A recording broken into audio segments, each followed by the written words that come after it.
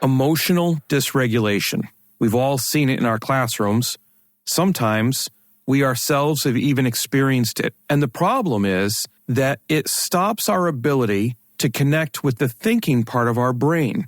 So while we're trying to tell ourselves that something isn't the way it should be, or we aren't acting the way we should be, because maybe something isn't that bad or we just don't understand, what we really don't understand is that it's impossible for us to use the thinking part of the brain if our emotional side is dysregulated. Hey everybody, Dr. Jones with another episode of Seeing to Lead. And this week, I talked to Kathleen Weber, who is a certified, accredited Emotional Freedom Techniques practitioner. Now, EFT is centered on severing the tie between our emotional reaction and the event that occurred. And as Kathleen explains, what these techniques help us with is sitting through that discomfort and unpacking it by relieving the stress in our body and nervous system. She does a great job of explaining that the body remembers everything. All the past events or experiences of our lives live in our nervous system. And what EFT is a gentle, personal technique that's incredibly powerful and helpful in getting us through our emotional experiences so that we can then reactivate our thinking side. In fact, Kathleen is kind enough to even do a demonstration of a regulation technique called tap and breathe. It's one of the most basic techniques, and you can instantly, when you practice it, see that it works. Well, I can't wait to have you hear all that Kathleen Weber has to say, because she offers some gems as to how we can work better in schools to meet the needs, not just intellectual or academic, but emotional needs of our students. So please, once you're done listening, take the time, subscribe to the show, and leave an honest rating and review. It helps the show more than you could imagine, because it spreads it so that other people can benefit just like you. Now, let's get to getting better with Kathleen Weber on Seeing to Lead. His ability to listen, his ability to reflect back to people that so they know that they were heard, and having a vision. He had an incredible vision for that university and created incredible programs, and he hired people who supported his vision. So I think it's supporting the people who you are leading and hearing them and helping them to feel like they are part of the bigger picture.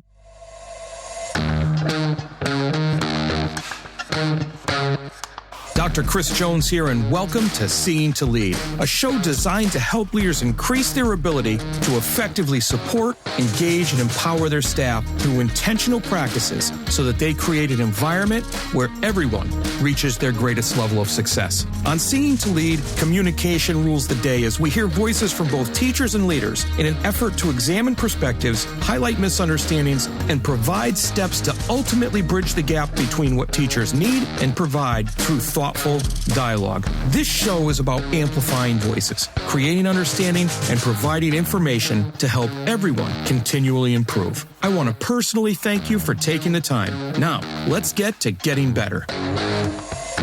Kathleen Weber is a former school counselor of 25 years and is a certified, accredited Emotional Freedom Techniques practitioner. She's passionate about bringing tools to educators and students that help to regulate emotions and calm the nervous system. Prior to using these techniques, she felt like something was missing from her toolbox. Students would return with the same issue time and time again, or they would return with the same theme, but different players. It wasn't until she learned how to use EFT that she truly felt she was making a difference. In fact, she loved it so much that she started her own business to support educators experiencing burnout through individual sessions and to offer professional development for teachers, school counselors, and other school staff to bring these techniques into the classroom. I'm happy to speak with Kathleen today on Seeing to Lead because she addresses something so important in today's schools. Look, it's no secret that our students and staff are struggling emotionally now more than ever, and it's up to us to help in any way possible. So let's get some additional tools in our toolboxes today by speaking with Kathleen Weber. Kathleen, welcome to the show. Thank you so much, Chris. I'm very excited to be here today. Okay, so, in reading a little bit about what you sent me in our pre-chat, I'm really getting more and more interested with this EFT, this emotional freedoms technique piece. So help us to get to know what it is and how we can use it in the classrooms today. Sure. EFT at its core is really a stress management tool, and it works somatically with the body, which makes it very powerful and gentle at the same time. So what we're doing is accessing our acupressure points. So we're incorporating Eastern medicine by incorporating acupressure points. And we are also adding a little bit of exposure. We're allowing ourselves to think about the things that are bothering us and feel those feelings that can be troublesome. And as we're applying the acupressure tapping, because EFT is also called tapping, what we do is we calm the body's nervous system. We calm that fight or flight response while we're thinking about those things that are bothering us. So we basically are severing the tie between that event that happened and that emotional response that's still there when we think about that. We all have those. We all have things that we can think about that maybe happened 5 minutes ago, or it could be last week. It could be 10 years ago that still bother us emotionally. That's what's still present in our nervous system. And EFT helps to sever that tie with that emotion that's still attached to those thoughts. So, and I totally understand what you're talking about, how emotions living with us. I can't tell you how many times I'll catch myself talking to myself, having a conversation with somebody that's not even there. Yes. So when you talk about confronting, and please make sure that I'm in the right lane when I'm talking about this, you talk about still acknowledging that emotion or confronting that emotion. And I equate that with sitting in discomfort for a little while and not avoiding discomfort. Can build up resilience, but you almost, to me, it seems like you're talking about a strategy while you're experiencing that discomfort to not necessarily distract you, but keep you from experiencing the negative effects of it. Is that right? Or? Well, I would say that it's similar to that we're allowing ourselves to feel that uncomfortable feeling. And while we're using the acupressure tapping, we are supporting the nervous system while that's happening so that feeling, that emotion can be fully processed and released from the body. So we're not necessarily trying to quote unquote tap it away.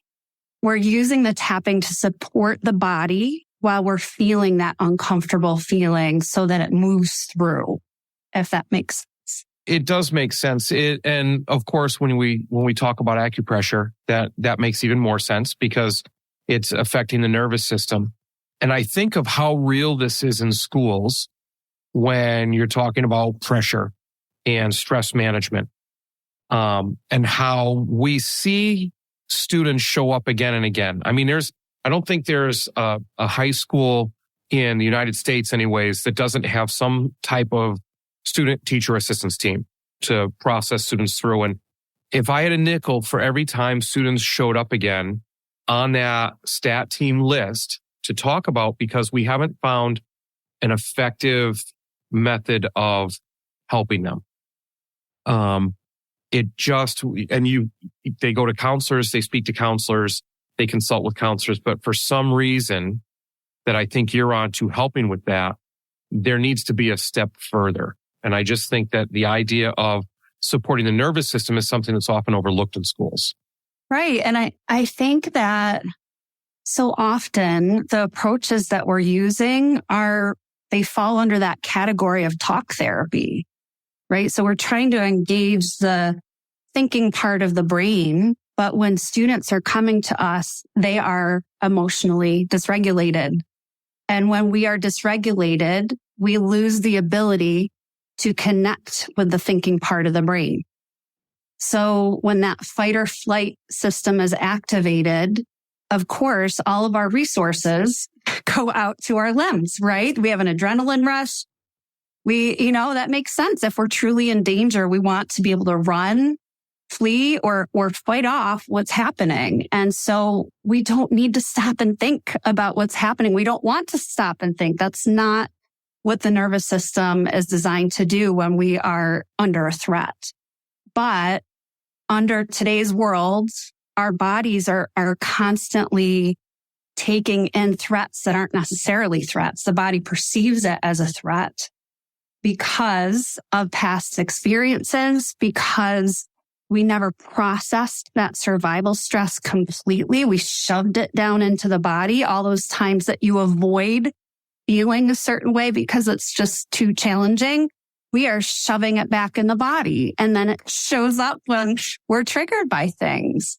And kids are triggered all the time. We as adults are triggered all the time by various things.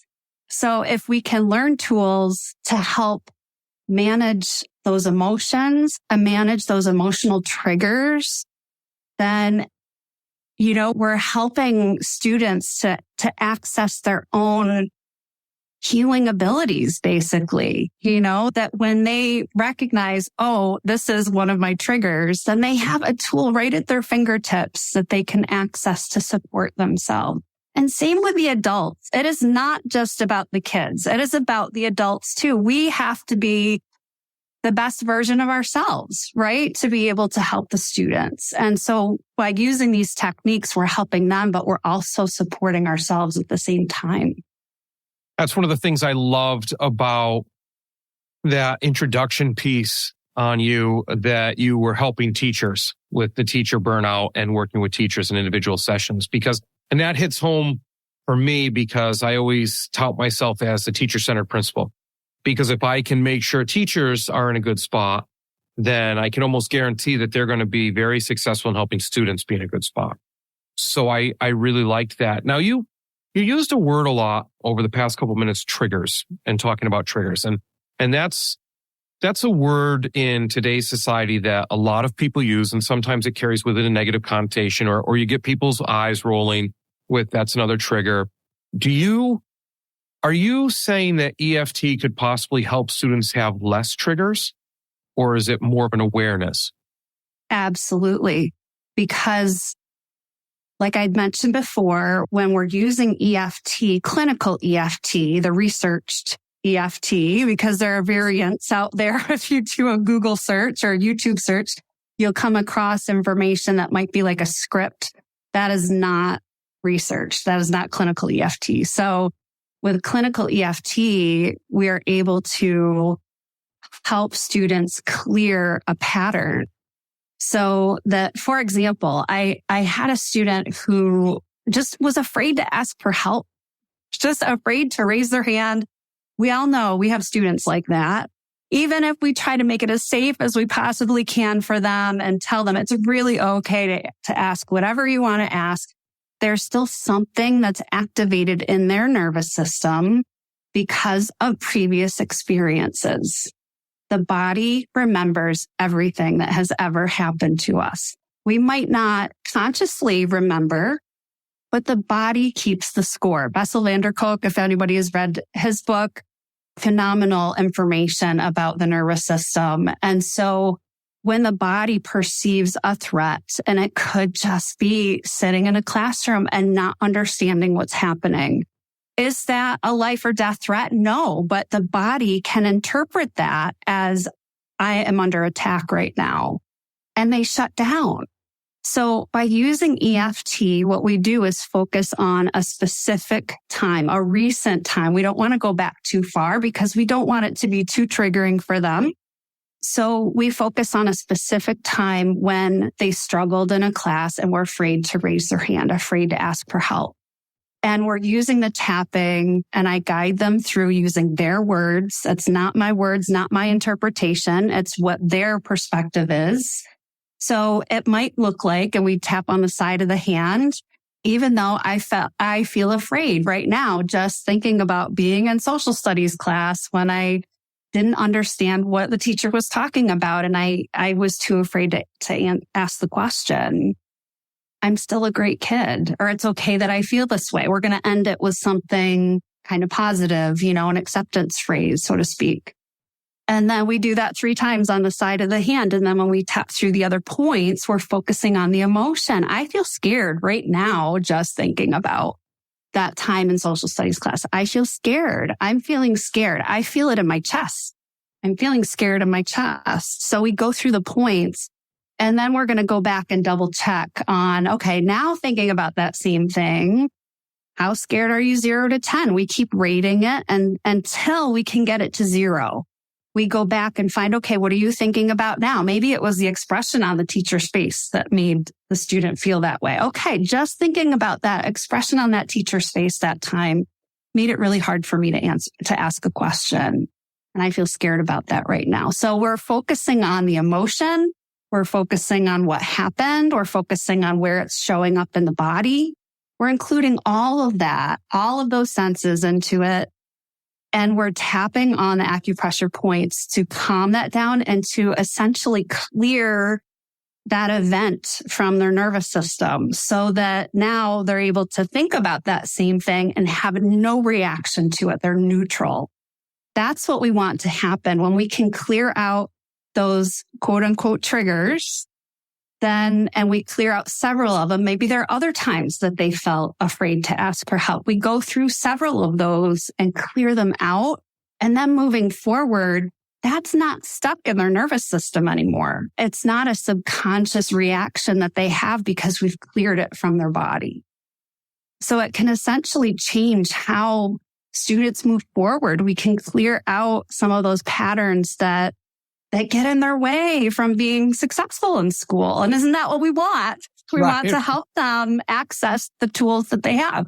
So, and I'm glad that you talked about being successful in school. And I think to myself, because the way you explain it is just so helpful in school settings. But I think to myself about how this takes place. So for a student to effectively employ these strategies, so that one, they need to know the points. They need to know the acupressure points. So there's got to be that learning component to that. And 2, do they need a different place to do it? Like I think of in the moment, and I think of strategies of in the moment. I'm sitting in social studies class, to use your example.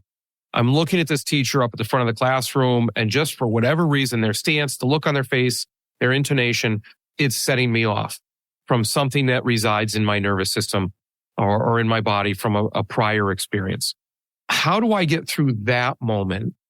Or is it that I experience that moment and then I go to another place, be it a counselor's office, be it somewhere else, and then I talk through that, or I have somebody help me move through that, whether it's a transition room or something to that extent, so that the next time I'm in social studies class and I look up at the teacher hasn't changed, but now it doesn't affect me in that way. Right. So how does that play out? It could be either, to tell you the truth. So there are ways to access, because the acupressure points that have been researched are on the face and the upper body. So accessing those in the middle of class could be potentially uncomfortable, embarrassing. But there are acupressure points on the fingers as well. And I would always teach my students how to access those points. I'd walk them through. We practice together so that if they're sitting in class and they feel activated somehow, that they have access to those points. So another example, I had a student who was very nervous about his online math tests, his math facts tests that he had to take every day. And so we used tapping, he and I together. And then I showed him those tapping points on the fingers. And when I checked in with him the next time, he had this huge grin on his face, just a little cutie pie. And I, asked him, how did it go? Tell me, what happened. And he told me that he would do the warm up and then he would tap on each of the finger points and take a breath. And then he switched to the other hand, took a breath while tapping on each finger point. And then he started the actual test, and his scores skyrocketed. And, I'm not surprised when you understand what happens to the nervous system and to that brain, that thinking part of the brain, that cognitive aspect of the brain. When we are under a stress response, we don't have access to it. We're not communicating with that thinking part of the brain because we are under duress and we're in fight or flight. We're not thinking straight when we're in that fight or flight because that's not what the body thinks it needs at that point. So when we calm that fight or flight response down by using the acupressure tapping, then we're re-engaging that thinking part of the brain. He knew what he was doing. He had the information. He just couldn't access it when he was dysregulated. So by giving him that tool, he was able to access the knowledge that he had and show that he knew what he was doing. So it was just such an incredible moment. And it was one time I met with him to teach him how to use this, go over the tapping together. And then when I checked in with him the next time, he was good to go. He had the skills he needed. And that was it. We didn't need to spend any more time on that one. Supporting your teachers and students seems to be a struggle. They just don't seem to be engaged. You wish they would take more responsibility for their learning and culture of the building, but they just don't seem to be empowered enough to do it. So, my question is, have you checked out the book Seeing to Lead yet? It's all about creating a true educational experience where learning, growth, leadership, and community take center stage. Full of strategies and resources, Seeing to Lead is about attaining that goal by employing a model that supports, engages, and empowers all individuals to become leaders themselves. Pick up a copy today at seeingtolead.com. That's seeingtolead.com. Remember, you don't become a leader and then decide you need to support and recognize others more than yourself. It is the moment you realize it's about supporting and recognizing others that you become a leader. seeingtolead.com. I think to myself, is this something that works universally? We're using academic examples. What about athletes? Does it work for athletes? Does it work for a student who is maybe in the presence of a food allergy or a food that they're allergic to? And so they get concerned about where they are and what they're doing. Does it work for that student? Is this a universal type of thing? Yeah. So it's called emotional freedom techniques because it works with emotion. So when you think about athletes who, that pitcher who is down to the last pitch and threw that ball and the other player hit a home run, when he's trying to save the game. Now that weighs on him and he or she, they have thoughts about that, right? They have feelings about that situation. And so we can use EFT to help reduce the intensity of those emotions, reduce that trigger so that the next time they're on the mound, they're not thinking about that. Their body's not remembering that time. When you're more relaxed, you have access to your natural abilities. So absolutely for athletes, when you think about food allergies and that nervousness of being exposed to something, are we going to change the food allergy? I'm not going to make that, statement. Right. There are no promises there, but certainly we can help address the emotional aspect of having the food allergy. So it can transform how we interact with the world. I think about when you're talking about this, especially with those last few comments, I go back to the idea of a gentle technique that's so powerful and that can help in so many situations. And, you've given a couple examples about being able to access what a student already knows, how it can help regulate emotions.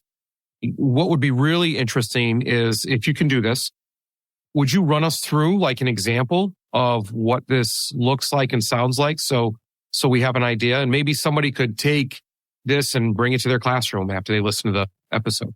Sure. Yeah. So first of all, I want to say that EFT includes 48 different techniques. Okay. So So the one that I'm going to share with you and the listeners is a regulation technique. So there are ways that we can use EFT in the moment just to calm ourselves down in the moment. It's not used to, release triggers or clear triggers. It is just meant to calm us in the moment. Okay. So what I'm going to do is walk you through the acupressure points that we use first, and then I will walk you through the exercise. Okay. So the first point that we tap on is right on the top of the head. So for listeners, if they'd like to join us, just tapping gently on the top of the head. I use 2 or 3 fingers up there. And there's no right or wrong in terms of how many times you tap. It's just until you're ready to move to the next point. The next point is at the start of the eyebrows. So towards the bridge of the nose. And you can tap on one side, one eyebrow, or the other. You can tap on both. It doesn't matter, whatever feels comfortable for you. That's the second spot. There are 8 that we're going to go through. The next one is the bones on the side of the eye. So not your temples, but the bones on the side of the eye. We're just working our way down around the eyes. We go under the eyes, the bones under the eye, right under the pupil. The next spot is under the nose. And then we go to the crease in the chin. It's not the tip of the chin, but the crease. 2 more spots. The next one is called the collarbone point. So if you find your clavicle bones and go down and out about an inch, there's kind of a softer spot there. That's the collarbone point. This is my favorite one. You might find that there's a different one that's your favorite. Again, you could tap on one side or the other or both because I like it so much. I use both hands here. And the last spot is under the arm. It's about 4 inches under the armpit. So it's kind of like on the side where your ribs are. And some people cross their arms over and get both. Some just do one side. The kids kind of like to do the monkey. So the little ones anyway. The older ones too sometimes. Yeah. So those are the points. So the exercise I'm going to walk you through is called tap and breathe. And I'm not going to ask you to take a deep breath. I'm going to ask you to take a comfortable breath. So just whatever feels right for you and your body. So we just start by tapping on the top of the head, and we're going to inhale here and exhale here. And then we go to the eyebrow point. Again, inhale, comfortable breath, and exhale, side of the eye. Again, inhale and exhale, under the eye. Inhale and exhale. Typically, by the time I get to this point, I start to notice that my body naturally wants to take a deeper breath. We're not trying to force anything here. We go under the nose. Again, inhale and exhale, whatever feels comfortable for you. The chin point, that crease in the chin, and the collarbone point. And then the last point is under the arm. And you can use tapping with any breathing technique. You just add the tapping to whatever breathing technique you prefer. You can stay longer if they're like, I like that collarbone point. I might take a couple of breaths there. It's very flexible. So it's important to tune into your body and what feels right for you. So if you want to linger somewhere, then you linger somewhere. If you want to go faster, you go faster. Whatever feels right for you. So that's tap and breathe. Thank you very much for that. It's funny when you said right here is typically where you feel like you're taking a deeper breath. I noticed that I was starting to breathe deeper as I did that. It was subtle. It was small. Yeah. But it was noticeable. And I noticed when I was done, I was much more aware of my head and my face. But is this something that you do until you're relaxed? Like I wasn't in the moment emotionally upset about anything. Is this something you do until you feel relaxed, or do you go through the whole series no matter what? You can go around multiple times if you need to, if you're feeling some strong emotion that you just want to support your body with.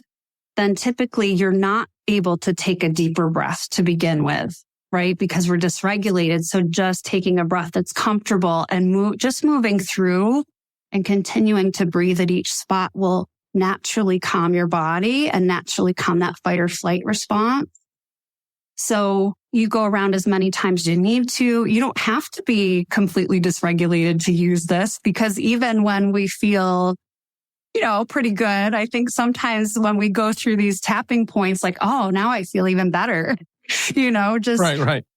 I used to do this before I'd get out of the car and walk into the building. So Okay. I found that to be really helpful just to help regulate my body before I walked in the door, even before I walked into my house, just to help regulate me before I came home. So yeah, just a couple of ways to use that. And of course, if it's too difficult to focus on breathing, you can just silently tap and not even worry about the breath. If you're really upset about something, just tap on the points and allow yourself to feel what's there. And just keep tapping until you feel your body start to calm down. Excellent. Well, thank you very much for that. It's my pleasure. Now, so what you came here to explain, right? Exactly. So you just walked us through a tap and breathe, but there's so much more to this. Yeah. And you offer PD in this, right?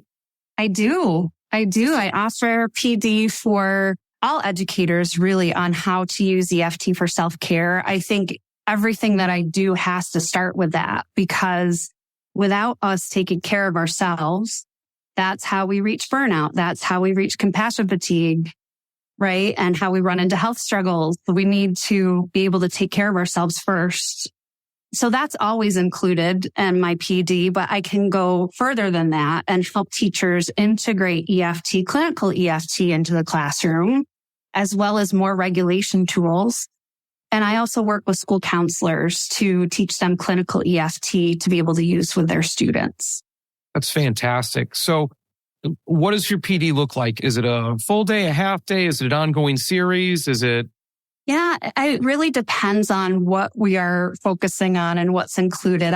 I did a 1 hour PD for a middle school full staff, and it was really about introducing the regulation techniques for themselves and to be able to use with the students. So that was a 1 hour PD. The PD I just did with actually Lexington Public Schools in Massachusetts and their counselors, it's 3.5 hours. So we do the first 2 hours online. All of this can be done online, but the second part I prefer to do in person if I can, just because it's easier to give feedback, but I can do it all online. So we break it up into 2 parts. So that first part is really learning the techniques and how to apply them for yourself. And then the second part is, okay, now that you're feeling more comfortable with how to use the techniques for yourself, how do I use these with students?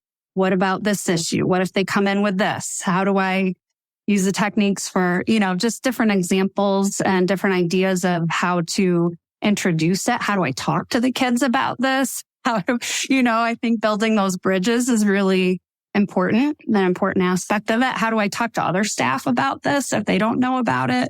So there are a lot of aspects that are included in the training, and I like to tailor it to what the school needs. So if there's a school that has specific things that they want to get out of it, then I like to have the conversation first. Let's talk about it and see, is this something that we can put together and make meaningful for your staff and your school culture, your community?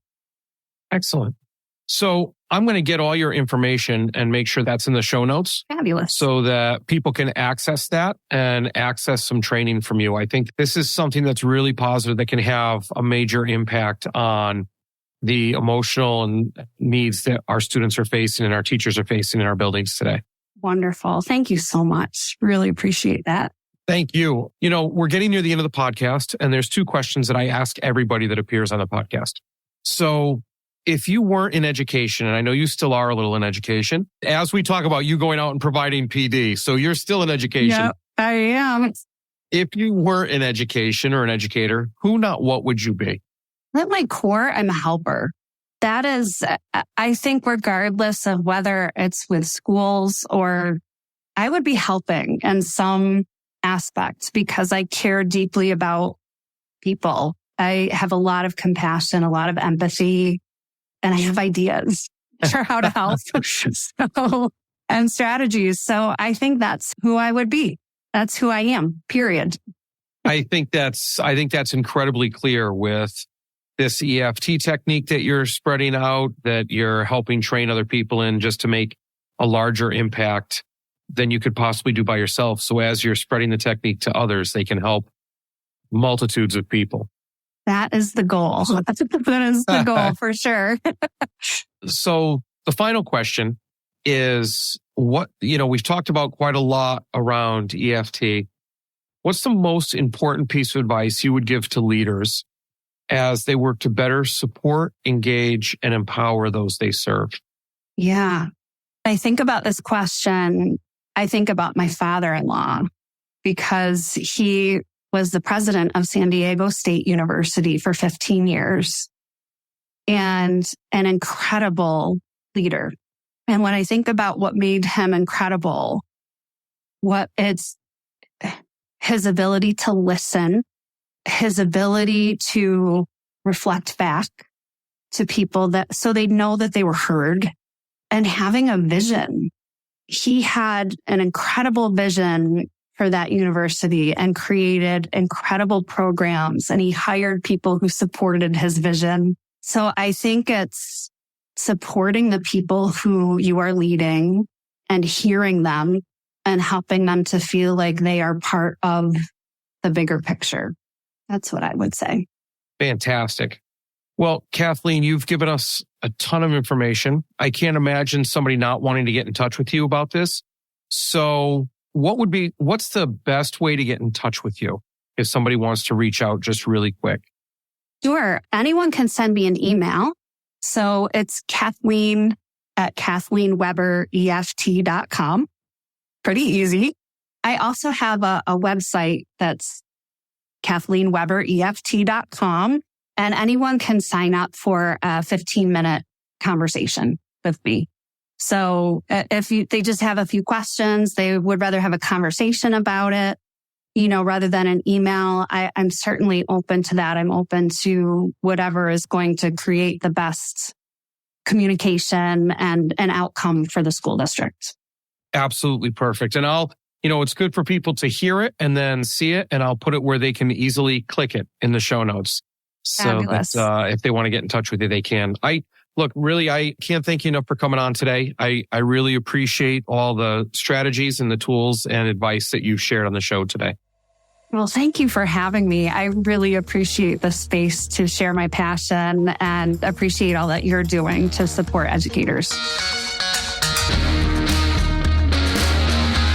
Well, that's a wrap, but not the end. Next step, be sure to take action on something you heard here today. Hey, thanks for listening to the Seeing to Lead podcast. If you would like to connect for any reason, email me at drchrissj@gmail.com or catch me on Twitter at Dr. C.S. Jones. If you've gotten any value from the Seeing to Lead podcast today, you can help me and other leaders create a world-class environment through a teacher-centric approach by subscribing to the show, leaving an honest rating and review, and sharing this episode on social media with your most valuable takeaway. Also, one last thing. Have you had a chance to pick up my latest 5-star rated book yet? Grab your copy of Seeing to Lead anywhere you buy books or at seeingtolead.com. That's SEEINGTOLEAD.com, where you can learn more and continue to improve. Now go have a successful week.